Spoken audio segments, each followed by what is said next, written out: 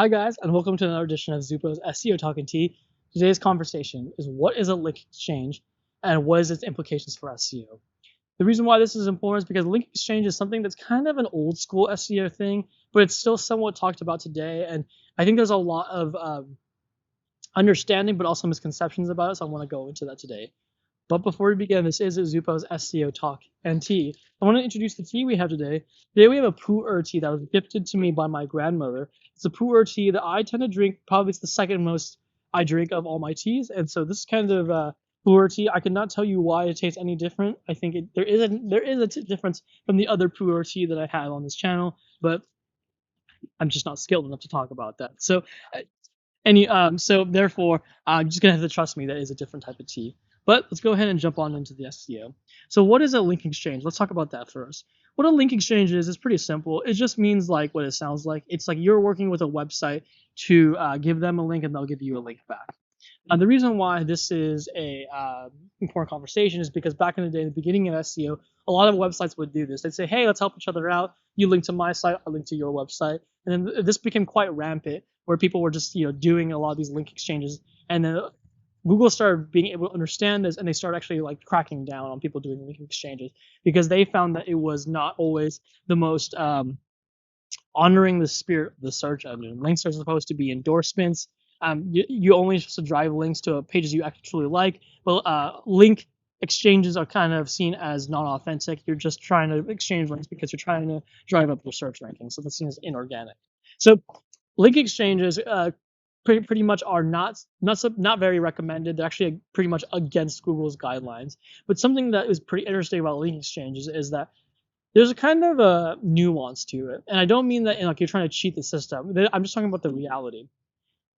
If you are engaging in link building where you're asking everybody, "Hey, link to me and I'll link to you," that's link exchange, and that's not recommended because you might be caught. And second, it's not always the most honorable SEO method.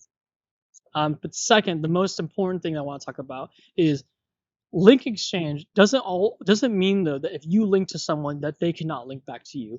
Ahrefs did this really great study where they know that link exchanges are not really accepted, but when you look at the study, they found that a lot of the top ranking pages, when they would get referring domains back to their website, they would also link back to the website giving them the link, and that's because, hey, we got featured in this magazine, or hey, we want people to see this new article that we wrote. And I believe that it was a pretty large percentage of the links of the referring domains coming into the site. It was a large percentage that were sending links right back to the website. So the point I'm trying to make is that when you're reading literature about link exchange, it's not that you can't link back to someone who's linking back to you. It's not so micro. It's more on a grand scale. What you want to just be mindful of, you should not be doing link strategies that are specifically only, "Hey, give me this link and I'll give you a link." You need to be running link building strategies that are more organic. "Hey, I'm writing contributorships, or I write this great piece. Would you link to it?" Then there will be unintentional link exchanges because you're linking to a site that mentioned you, and that site's also linking back to you because they so they know you wrote this great article for them, so they're kind of sending you an author link back.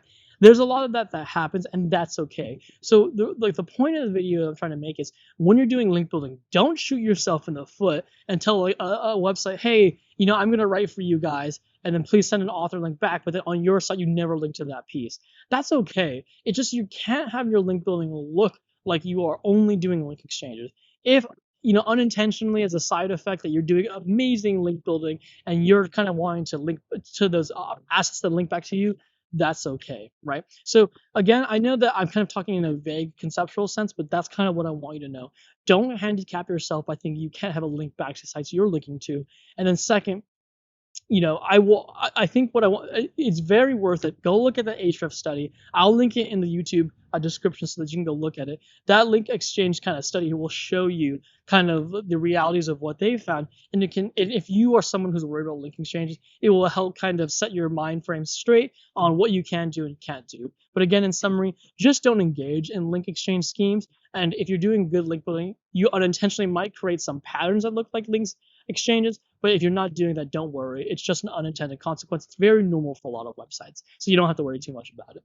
But I'm going to go ahead and pour out my tea. If you guys found that video valuable, please like and subscribe, and I hope to see you guys again soon. Thanks, everybody.